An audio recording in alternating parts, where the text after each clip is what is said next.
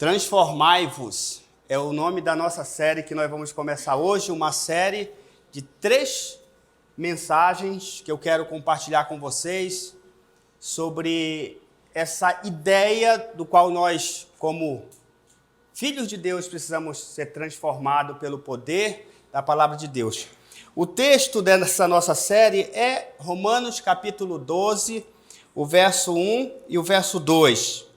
Diz assim: rogo-vos, pois, irmãos, pela misericórdia de Deus, que apresentei o vosso corpo por sacrifício vivo, santo e agradável, que é o vosso culto racional. E não vos conformeis com este século, mas transformai-vos pela renovação da vossa mente, para que experimenteis qual seja a boa, agradável e perfeita vontade de Deus. Amém? O nosso versículo-chave da nossa série é o verso 2, que é: e não vos conformeis com esse século, mas transformai-vos. Transformai-vos. Essa palavra transformai-vos, ela é uma palavra, no original, ela é a palavra metamorfofite. E essa palavra, ela é a mesma palavra usada lá em João capítulo 2, quando Jesus transforma a água em vinho. Então, essa palavra metamorfofite, ela traz esse sentido realmente de transformação, de algo totalmente novo ao se transformar. Quando Jesus transformou a água em vinho, deixou de ser água e passou a ser vinho puro. E a Bíblia diz que foi um dos melhores vinhos. Amém? Então, é nesse sentido que nós vamos aprender esse princípio de transformação, no qual nós precisamos, como servos do Senhor, nós precisamos como igreja, porque eu creio que todo aquele que quer realmente agradar a Deus não deve somente rejeitar as influências ruins, mas também nós devemos mudar o nosso comportamento, transformar o nosso comportamento, o nosso modo de viver, e principalmente baseando em princípios da palavra de Deus. Essa transformação, ela deve se dar por esse intento, por esse intuito de nós sermos transformados pelos princípios da palavra de Deus. Não é uma mera transformação, eu deixar de ser alguma coisa para ser outra coisa. Não, é eu deixar de ser um homem pecador, uma mulher pecadora, para se transformar em um homem santo, de caráter, aprovado por Deus. Então, todos aqueles que querem realmente agradar a Deus, eles não somente vão se separar desse mundo, das coisas ruins desse mundo, mas eles vão realmente mudar o comportamento, vão ter uma nova visão. E é exatamente isso que o apóstolo Paulo está falando nesse texto de Romanos capítulo 2, nessa transformação, nessa mudança de mente, de paradigma, sabe? E uma coisa que eu tenho aprendido, Deus ele não vai obrigar ninguém a mudar, Deus não obriga ninguém a mudar. É a pessoa que deve ter essa atitude de mudança. A partir do momento que ela entende que Deus é bom, que o que Deus tem para a nossa vida é o melhor, então nós vamos fazer questão de mudar. Isaías capítulo 48, no verso 17, diz: eu sou o Senhor, o seu Deus, que lhe ensina o que é melhor. Olha só, eu sou o Senhor, o seu Deus, que ensina o que é melhor para você, que o dirige para o caminho em que você deve ir. Esse é o nosso Deus. Esse é o Deus do qual ele espera de nós essa vontade de transformação, de nos transformar naquilo que Deus tem para a nossa vida. Eu creio que Deus tem o melhor para você, amém? Mas que para que você possa obter o melhor de Deus, precisa passar por um processo de transformação. E quando o texto, no verso 2, fala: e não vos conformeis com esse século, o que a Bíblia realmente quer dizer? A Bíblia quer dizer, este século está se referindo a uma sociedade, a nossa sociedade, com os padrões, com as suas práticas e atitudes que desagradam a Deus. Atitudes que realmente não glorificam a Deus. Né? Primeira carta de João, capítulo 2, no verso 17, aliás, no verso 15 está escrito assim, ó: não ame o mundo, nem o que nele há. se alguém amar o mundo, o amor do Pai não está nele. O que esse texto está falando? Que eu não devo amar o mundo. Isso não significa dizer que eu não vou viver neste mundo. Então, aqui a gente percebe uma distinção onde eu preciso entender que as coisas desse mundo elas não podem me influenciar. Mas, na realidade, nós, como igreja, fomos chamados para influenciar, para ganhar pessoas para Jesus, para fazer essa transformação. Você crê nisso? Amém. Sabe por quê, querido? Porque o mundo, ele acaba pressionando a pessoa com seus padrões. Nós estamos a todo momento sendo pressionados pelos padrões deste mundo. Por isso que Paulo fala, não se conforme, não aceite isso. Lute contra isso, não aceite isso dentro da tua casa, da tua vida, da tua família, esses padrões mundanos, porque o que Deus tem é algo melhor para todos nós. Então o mundo está pressionando todo o tempo. E se nós não tivermos o cuidado, essa pressão acaba nos moldando.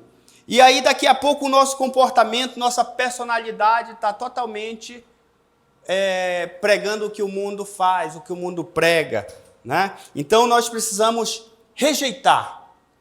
E realmente nós precisamos ser pessoas que vai desenvolver esse processo de transformação na nossa vida. Interessante que Paulo fala lá em Efésios, no capítulo 2, que nós estávamos mortos em transgressões e pecado quando vivíamos neste mundo, né? Quando seguíamos os padrões deste mundo. Ou seja, Paulo está dizendo que quando nós seguíamos os padrões deste mundo, nós estávamos em transgressão e pecado. É sério o que o apóstolo Paulo está falando aqui. E no capítulo 4, no verso 17, ele diz assim, assim eu lhes digo, e no Senhor insisto, que não vivam mais como os gentios que vivem na futilidade dos seus pensamentos.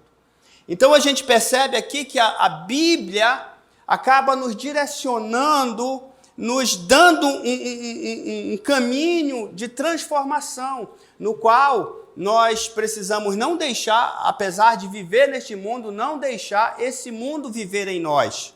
E é possível isso. Isso é possível. Por quê? Porque eu creio que Deus tem um plano para a nossa vida e através do Espírito Santo nós podemos rejeitar os padrões do mundo e viver o padrão do princípio da palavra de Deus, os padrões de Deus.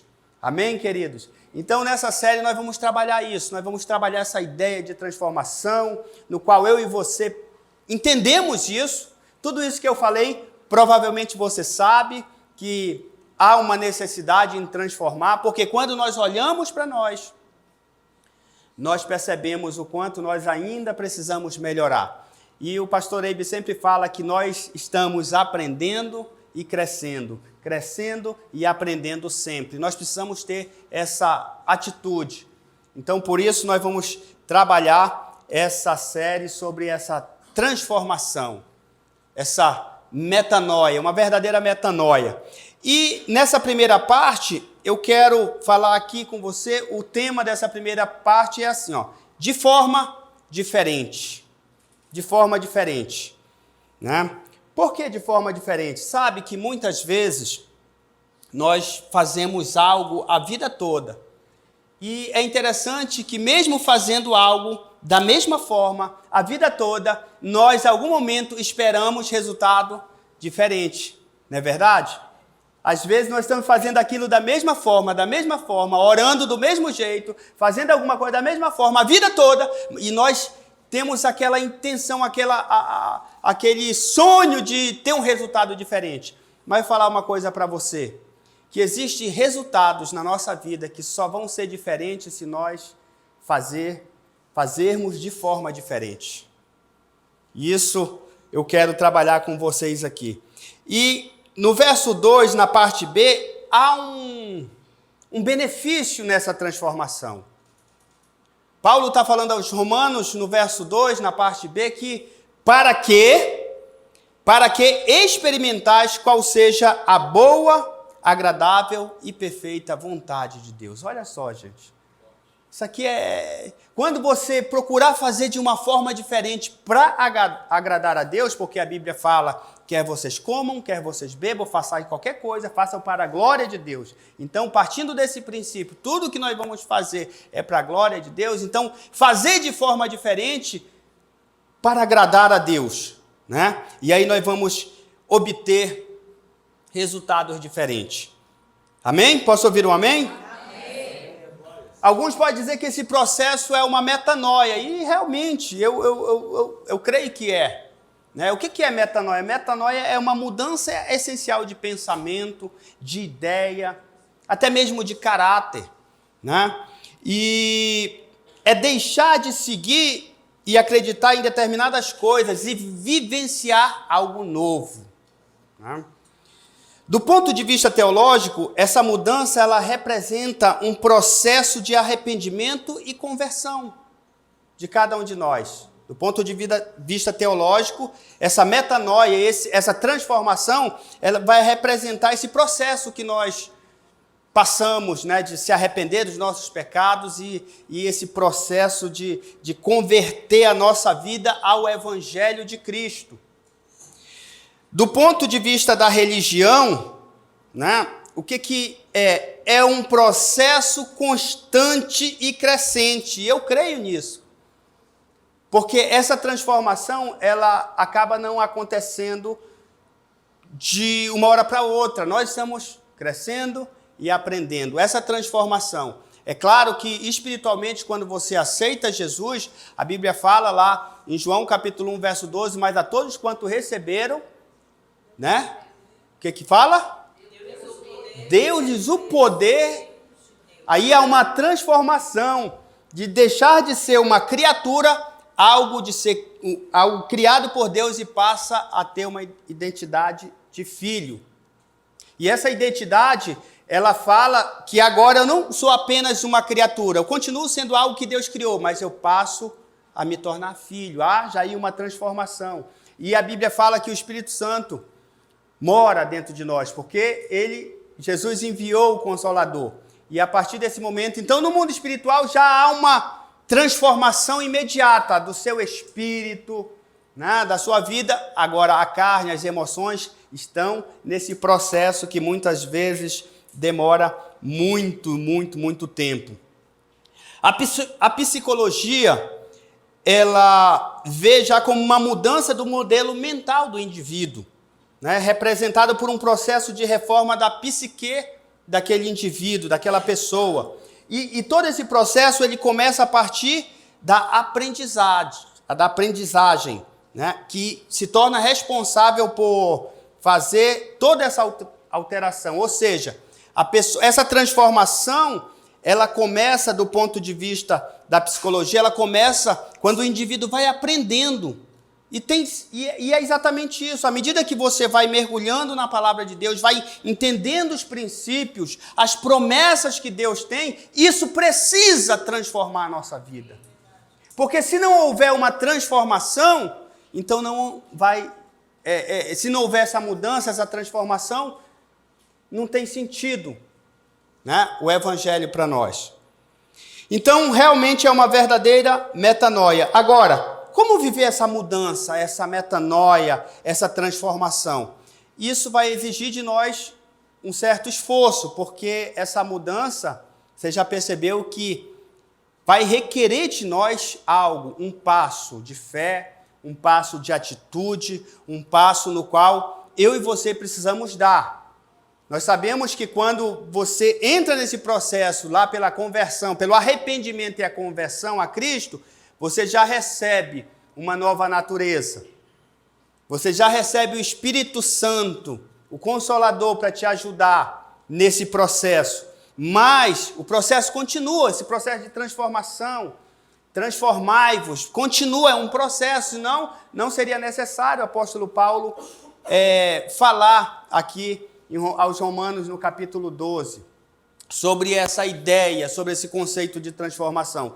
Então, eu acredito que torna-se necessário, da nossa parte, ter um processo ousado, um processo de sermos audaciosos, porque isso não é fácil. vai exigir de nós esforço, um esforço muito grande. Agora, existe uma palavra no hebraico que ela não tem um sentido no português para nós, ela não tem uma tradução no português para nós, mas é uma palavra que o povo do Oriente Médio, principalmente os judeus, eles usam muito e eles entendem essa palavra como um conceito dessa atitude de ser ousado, que é a palavra rudispar.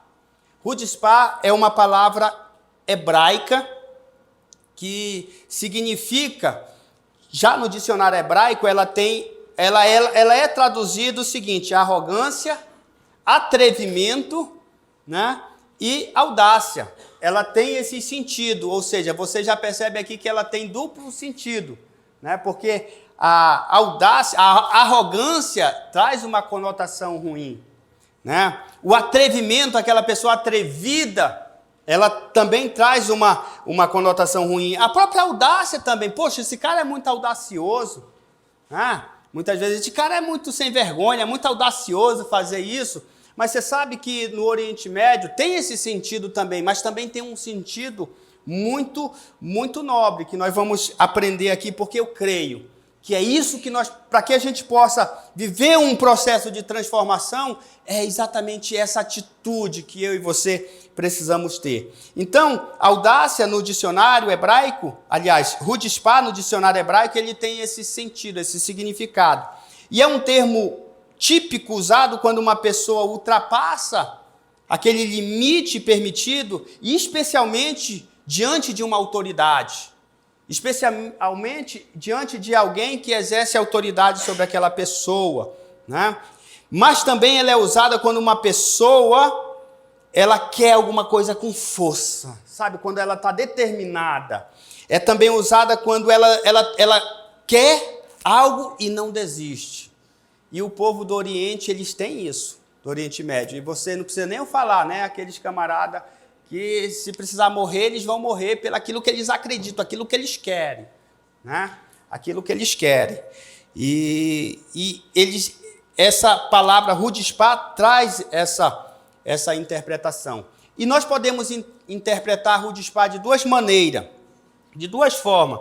Uma forma negativa, que é quando aquela pessoa ela é uma pessoa inconveniente, né, que ela ultrapassa o limite do bom senso, da ética, aquela pessoa que ela não é tolerante, na realidade é aquela pessoa chata, sabe? Aquela pessoa atrevida, chata, que se mete aonde, né? Esse é um dos sentidos também dessa audácia, desse rudispar, quando aquela pessoa é assim. Mas, por outro lado, o rudispar ele é muito apreciado, como eu já falei, pelo povo do Oriente Médio, especialmente pelos judeus, porque para eles, rudispar é aquela pessoa que bate o pé, que não desiste, é aquela pessoa que nós poderíamos classificar como alguém perseverante naquilo que quer, né? Mas a perseverança não tem esse significado, mas para nós entendermos no nosso português, seria mais ou menos isso, aquela pessoa perseverante mesmo, que vai até o fim, não importa o que aconteça, ela está ali. Então,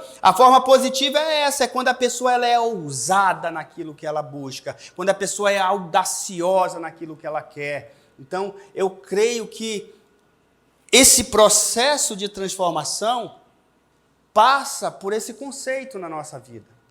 Nós precisamos ter, em algum momento da nossa vida, decidir sermos audaciosos, sermos pessoas que realmente não vai desistir facilmente, porque nós sempre vemos isso acontecer, às vezes na nossa vida, às vezes na vida de outras pessoas. A pessoa desiste fácil, né? Não deu tempo ao tempo, já está desistindo, não deixou nem aquela semente brotar. Uma vez eu até brinco com a minha esposa sobre isso, ela vai lembrar, eu estava plantando isso foi muitos anos atrás, na minha infância, minha avó me levava para a fazenda, lá para o sítio que meu avô tinha numa cidade lá do interior do Pará, E uma vez eu saí para plantar com outro amigo, para plantar alguma coisa. Só que aquilo me chamou muita atenção, porque ele estava plantando, era semente de caju. Era semente de caju. Estava plantando e já estava falando da paçoca. Não deu tempo ao tempo. E isso é ruim, sabe por quê? Porque a gente acaba se frustrando quando a gente vai atropelando. Sonhar é possível, é preciso, é legal, mas até nesse processo precisa dar tempo ao tempo, porque uma semente nascer, brotar e aí começar a dar os frutos para poder fazer a paçoca, vai levar tempo, vai levar anos, né? Mas é interessante isso. Mas para que eu plante hoje a castanha de caju e faça daqui um dia a paçoca, eu preciso ter chutzpah. Eu preciso ser ousado, eu preciso, não desistir, porque o inverno vai bater. Talvez, eu me lembro que eu também plantava semente de milho, e eu era menino, né, doido para terminar aquele serviço. A minha avó ia plantando, cavando buraco, e eu ia jogando a semente. Só que ela dizia, joga 3 ou 4, eu jogava era 10 logo, que eu queria que acabasse. Quando eu digo que acabou a semente, a vovó olhava para mim e dizia, o quê? Como acabou? Eu digo, não, eu coloquei as 3 ou 4. Mentira, ela cavava lá e via lá, estava lá bem umas 10, né? Bem umas 10 sementes. Então, nós precisamos ter isso. Agora, olha só, já existia nos tempos bíblicos, nós podemos ver esse conceito, essa ideia, né? Especialmente do povo judeu. Nós podemos ver na Bíblia esse conceito em vários episódios. Por exemplo, e detalhe, esses episódios, esse conceito de chutzpah, que para nós aqui do Ocidente, nós podemos interpretar como uma arrogância, como um desrespeito, como um atrevimento. Isso, em vários episódios aqui da Bíblia, você vai ver Deus apreciando, o próprio Deus apreciando, gostando disso. Então, falo para você, Deus quer que nós sejamos audaciosos. Amém. Deus quer que nós sejamos corajosos, desse passo, sermos ousados, termos essa ousadia. Então, olha só, por exemplo, aqui em Gênesis capítulo 32, no verso 22, quando Jacó luta com aquele anjo que era o próprio Deus, né? Deus não entendeu aquilo como uma afronta, Deus não entendeu aquilo como algo negativo, porque ali Jacó estava tendo essa audácia, estava expressando esse conceito, ser ousado, por quê? Porque a Bíblia diz que ele agarrou o anjo, e o que ele falava? Eu não te deixarei até tu me abençoares. Tu me abençoares. Só que isso, aos nossos olhos, poderia ser, o cara é muito atrevido, né, fazer isso com Deus. Não, mas isso foi apreciado por Deus, tanto que, o que Deus fez? Abençoou. Tu não será mais chamado Jacó, mas Israel. Glória a Deus. Vocês leem a Bíblia, que bênção, né? Outro exemplo aqui, Moisés no Monte Sinai. Olha só, capítulo 32, quando Moisés está lá no Monte Sinai, pegando as instruções de Deus, os mandamentos, de repente, houve um alarido lá para o arraial, e Deus fala, olha Moisés, sai da frente porque eu vou arrebentar com esse povo. Eu vou acabar com todos e eu vou te levantar. Qual é a oração que Moisés faz? Deus queria exterminar todo o povo. Aí olha o que ele fala, Senhor, perdoa esse povo, se não, risca meu nome. Acaba comigo também do livro sagrado. Isso aqui é uma atitude atrevida, no mínimo, né? Deus está dizendo, sai da frente que eu vou acabar com esses povos. Ainda está promovendo ele, ainda está dizendo, e através de você eu vou levantar uma outra geração. Mas ali Moisés diz, não, Senhor, não faça isso. Se o Senhor fizer, então risca meu nome. Parecia que uma criança mimada, sabe aquele nosso filho, quando você não dá alguma coisa, ele fica mimadão, chateadão, né, Rodrigo? Né? Eu falo Rodrigo porque ele é o caçulinha da mamãe, né? Então, parecia aquele menino mimado. Porque aos nossos olhos, nós podemos interpretar dessa forma mesmo, né?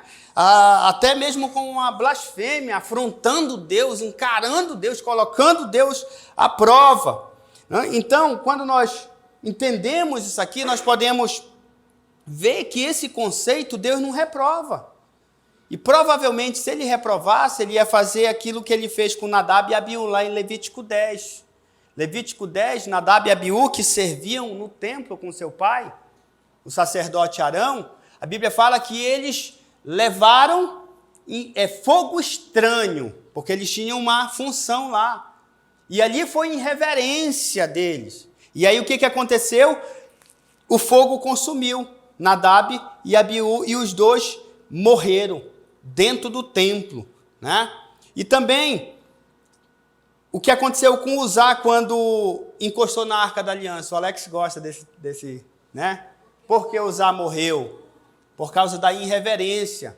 Então, isso está lá em 2 Samuel, quando Davi estava com aquele projeto de trazer de volta a Arca da Aliança para Jerusalém, quando ela foi levada pelos filisteus. Então, Davi vai, pega a Arca da Aliança e traz de volta para Jerusalém. E nesse percurso, tinha lá um bonitão que servia também no templo, o nome dele era Uzá. Ele lá, todo irreverente, ele encostou na arca e por isso morreu. Ali não foi ousadia, foi irreverência.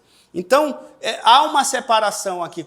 Deus sabe distinguir quando você é ousado, quando você é audacioso diante do Senhor ou quando você é irreverente. Outro exemplo de audácia, de rudespá, que encontramos é na parábola do juiz injusto. Eu quero ler com você aqui, Lucas capítulo 18, porque isso aqui é interessante, porque mostra essa ousadia, essa audácia dessa senhora e também traz uma lição de como nós, como igreja, como discípulos de Jesus, devemos nos comportar, especialmente no que diz respeito à oração. Lucas capítulo 18, no verso 1 a 8. Vamos ler juntos aqui, tá? Vai estar aí no telão para você.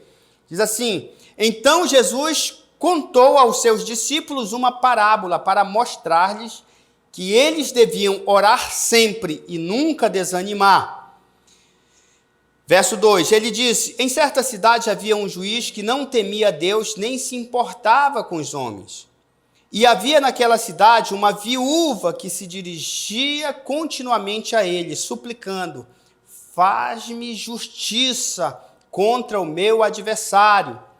Por algum tempo ele se recusou, mas finalmente disse a si mesmo: Embora eu não tema a Deus e nem me importe com os homens, esta viúva está me aborrecendo. Vou fazer-lhe justiça para que ela não venha mais importunar-me. E o Senhor continuou: Ouçam o que o juiz injusto, ouçam o que diz o juiz injusto. Acaso Deus não fará justiça aos seus escolhidos que clamam a ele dia e noite? Continuará fazendo esperar? Eu lhes digo, ele fará justiça e depressa. Contudo, quando o Filho do Homem vier, encontrará fé na terra? Interessante que Jesus está fazendo aqui nesse texto uma comparação, né, por semelhança e contraste. Porque Jesus mostrou aqui uma mulher que tinha essa audácia, esse conceito de rudespá. Quando ela ia ali continuamente, perseverando, ela estava ali diante daquele juiz: Faz-me justiça contra o meu adversário. Todo dia ela estava ali, todo dia ela queria que a sua causa fosse resolvida. E ele não se importou até ser inconveniente. Agora, Jesus está falando que talvez, né? Aliás, que Deus, será que esse juiz, não temendo a Deus, ele fez justiça? Será que Deus não fará para nós quando nós tivermos essa disposição, essa ousadia? Sabe, essa coragem, se desprender de qualquer coisa e dizer: Não, Deus, eu não vou abrir mão, eu quero minha bênção, eu tomo posse. E você está sendo ousado ali diante do Senhor, não aceitando o que as circunstâncias estão falando. Não tem mais jeito para o teu casamento, não tem mais jeito para a tua saúde, não tem mais, não aceito. E se coloca ali diante de Deus, dizendo: eu quero a minha bênção. assim como Jacó, né? Jesus falou, olha, até o juiz injusto que não teme a Deus nem os homens acaba cedendo essa atitude de ousadia de uma mulher. Imagine Deus, que é amor. Imagina Deus, que é amor. Né? Ele atenderá os seus filhos, especialmente quando nós fazemos pedidos honestos. Porque tem gente que vai diante de Deus e, especialmente final de ano, Deus, deixa eu ganhar a Mega Sena da virada. Eu vou abençoar a tua igreja. Já está mentindo que quando ganha, mano, vou abençoar fulano, ciclano, já está. Eu brinco que é por isso que o crente, quando joga, não ganha, porque ele já começa mentindo. Se eu ganhar, vou fazer isso, vou fazer aquilo. Quando ganha, mano, troca de nome, eita Deus do céu, né? Sabe, olhando essa parábola num sentido inverso, podemos ler essa parábola da seguinte forma. Ora, se você demonstrar rudespar, ousadia, com um homem justo, por que você não demonstra rudespar, ousadia com Deus? Ou seja, parece que para algumas coisas na vida nós temos essa disposição, essa ousadia. Mas quando se trata para as coisas de Deus, nós não temos a mesma intensidade. Quando se trata algo em prol do reino de Deus, nós parece que somos fracos. Não tem fé, não tem, sabe, essa ousadia, essa coragem, essa disposição. Quantas vezes queremos algo, perseguimos de forma incessantemente, pagamos preço alto, né? Seja para emagrecer, passar no vestibular, um emprego. Às vezes dormimos tarde, acordamos cedo, pagamos aquele preço, mas quando é para as coisas de Deus, parece que não tem mesmo essa disposição, né? A gente sempre fala, quando nós éramos do mundo, ia para a balada, ficava até 2, 3, 4 horas da manhã, às vezes até virava carnaval e tal, aí quando chega no culto, 2 horas, fica olhando no relógio, se levanta, vai 10 vezes no banheiro, às vezes fica voando, viajando, está aqui com o corpo presente e a mente está lá, não sei aonde, né? Não esquenta não que teu time está ganhando, ou perdendo ou empatando, né? Isso é certo, né? Eu falo isso brincando porque eu também já passei por isso, estava lá na igreja, mas estava ligado, e o jogo e tal, e meu São Paulo, glória, né? Eu falo isso porque eu já vivi isso. Até uma vez eu ouvi o pastor Eibe falar assim, ele falou que ele é São Paulino também, para quem não sabe, ele é São Paulino, por isso ele é o pastor Eibe, e eu sigo no caminho do mestre, né? E ele falou assim que ele não acompanhava, um tempo atrás, todos nós eu acho que passamos por isso, até nós chegarmos numa maturidade, essa que é a verdade, né? Ele acompanhava, ele ficava ali, só que Deus falou com ele e ele estava perdendo tempo. Então, quando ele falou esse testemunho, eu confesso que eu ainda acompanhava um pouquinho, mas hoje, com as responsabilidades, ainda acompanho um pouco menos, né? Não vou. Oi? Você não lembrou quando falou Anthony aí? Quando eu estava orando pelo pequeno Anthony aqui, né? Revelação da cria de São Paulo e tal, né? Mas a verdade, gente, é brincadeira, mas a gente sabe que parece que para as coisas de Deus nós somos puxados para trás.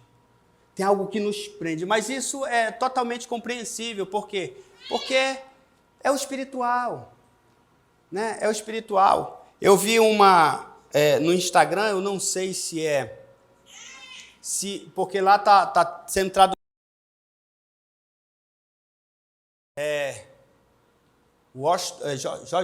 Não sei o que, Washington, aquele que faz lá o Denzel Washington, ele fala lá umas coisas interessantes, não sei se você já viu no Instagram, um Reels lá, ele falando assim que quando você não está sendo atacado pelo diabo, é porque você está trabalhando para ele, né?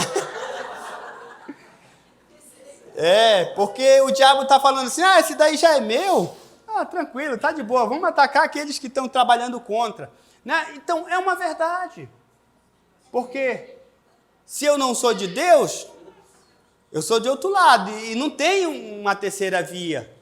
Jesus falou da porta estreita e a porta larga. Né? Então, é interessante. Então, na realidade, nós devemos demonstrar. Deus quer que nós sejamos ousados. E eu gosto muito daquela história que ela é triste, mas ao mesmo tempo ela tem um final feliz, do povo de Israel quando sai do Egito. Deus está querendo que eles sejam ousados, porque Deus está dando para eles uma terra que não é assim de mão beijada. Eles têm que lutar, correr perigo de vida, porque eles vão lutar. Muitos morreram.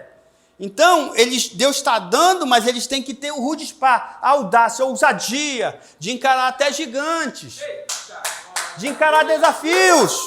Aleluia! Você já sabe, né? Então, nós precisamos. E na nossa caminhada sempre vamos ter gigantes pela nossa frente, gente. Não tem jeito. Não tem jeito. Né? Não tem jeito. Um texto que explica que nós precisamos ter essa atitude, está lá em Êxodo capítulo 22. Olha só, esse texto aqui é muito forte. Que Deus está falando algo aqui e nós devemos atentar para isso. Olha só, Êxodo capítulo 22, do verso 22 ao verso 24, diz assim, ó. Deus está dando várias leis para o povo, para o seu povo. Várias leis que eles devem seguir, para eles serem abençoados, para eles estarem nesse processo de transformação. E uma das leis era essa aqui, ó. Não prejudique as viúvas nem os órfãos, porque se fizerem, olha só, se você prejudicar e eles clamarem a mim, eu certamente atenderei o seu clamor. Com grande ira matarei vocês à espada, suas mulheres ficarão viúvas e seus filhos ficarão órfãos. O que Deus está falando aqui? Se você prejudicar o órfão, a viúva, e eles orarem, me buscarem com essa ousadia, Deus, eu estou sofrendo, eu estou sendo discriminada, eu estou sendo... Olha, Deus está falando aqui, eu vou ouvir essa oração e vocês vão se ver comigo. Né? Então nós podemos ver que Deus nos mostra esse lado também. Por isso que Jesus, eu acredito que fez a comparação do juiz injusto. Né? O Pai ama você e Ele está disposto a responder às suas orações. E é por isso que nós temos a obrigação de 1 Tessalonicenses 5,17. Orai sem cessar, sem parar. Né, sermos audaciosos, sermos, ousados na oração. Alguém certa vez falou assim, mas se Deus sabe todas as coisas, por que Ele já não responde na primeira oração? Eu acredito que existem algumas razões. Primeiro que tudo que você ganha, que nós ganhamos de forma geral, com muita facilidade, normalmente não se dá muito valor. Isso é uma máxima. Você ganha algo que você não... Com muita facilidade, normalmente você não entende o valor daquilo. Segundo lugar, Deus sabe o quanto eu preciso exercitar a nossa fé. E à medida que você fica sendo ousado, audacioso diante de Deus, orando, essa fé, ela tende a crescer. Pelo menos deve acontecer isso. E eu sei que muitas vezes acontece, o tiro sai pela culatra, acontece ao contrário, a pessoa ora e vê que não responde, mas não é esse o sentimento que Deus espera de nós. Ele espera que a nossa fé vá crescendo. Não, eu estou orando, eu estou confiando, eu estou falando com Deus aqui, eu sei, a Bíblia já me disse, a palavra de Deus me garante, então vou orar. E aí a terceira coisa, Deus conhece o tempo certo, gente. Tem muitas orações que a gente ainda não recebemos por duas razões. Primeiro, que precisamos orar mais, exercitar a nossa fé. Segundo, porque não chegou o tempo. Né? E uma terceira razão de não receber é porque desistimos. Paramos pela metade. E sempre é romântico falar, né? Poxa, você orou até você não sabe se mais um pouquinho. A gente não sabe mesmo. Se soubesse, né? Sabe aquela ilustração do cara cavando a mina? Né? Ele não está vendo o diamante lá. E o outro que parou bem perto, ele desistiu. E o outro ainda estava longe, ele estava lá. Rudispando. Né? Eu que inventei essa palavra, rudispando. Né? É derivado de rudispar. Né? Não sei nem se existe. Né? Sabe, querido, nós temos na realidade a oportunidade de estar na presença de Deus e pedir para Ele o que precisamos.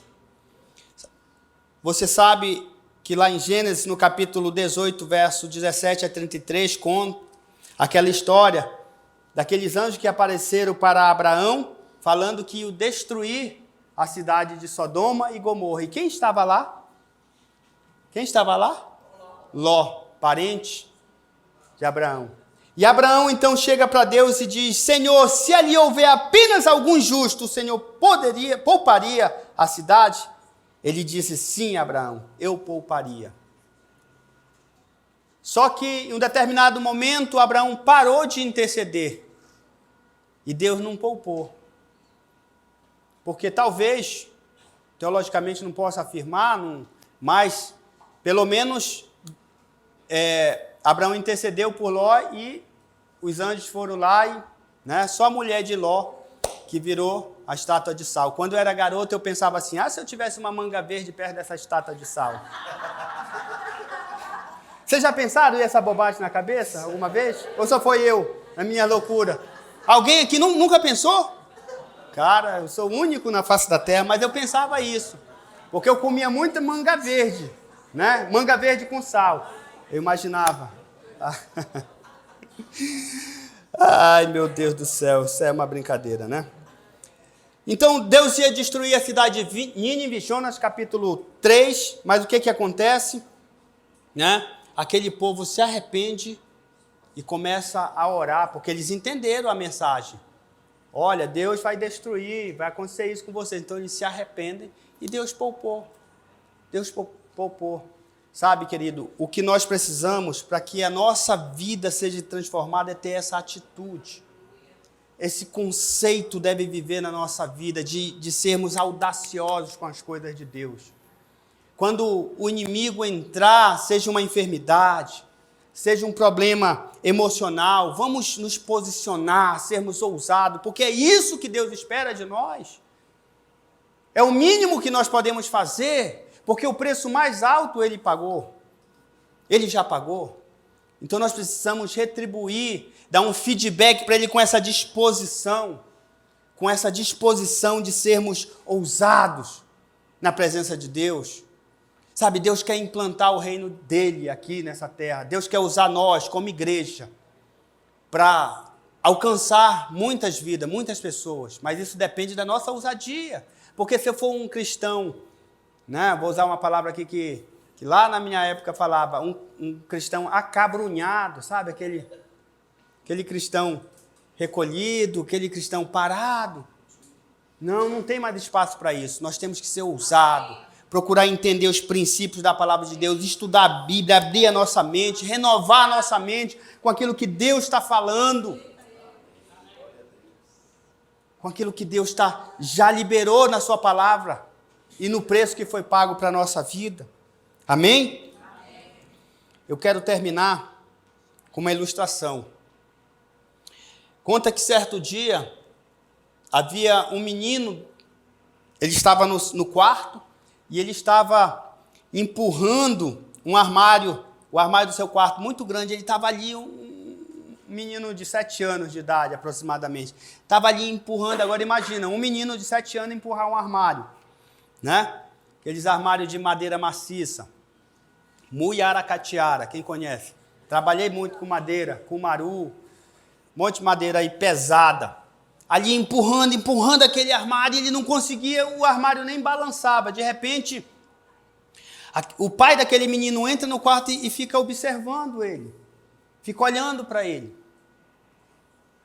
E aí aquele menino percebe que o pai estava olhando e aquele menino disse assim: pai, me ajuda. Aí o pai foi lá e com uma mão só, empurrou.